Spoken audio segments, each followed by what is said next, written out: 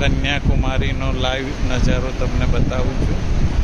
આ જે આગળનો ભાગ છે એ અરબી મહાસાગર, આ જે મોજા ઉછળે છે તે અરબી મહાસાગરના ઉછળે છે, અને પાછળ જે આખો આસમાની ભાગ છે એ આખો ભાગ છે હિન્દ મહાસાગર છે।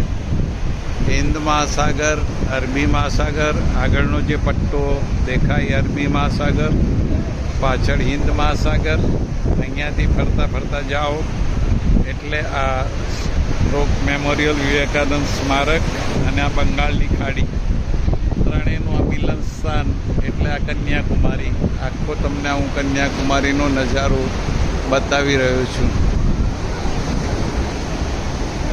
બતાવું છું તે અરબી મહાસાગર અને હિન્દ મહાસાગરનું મિલન સ્થાન કન્યાકુમારી।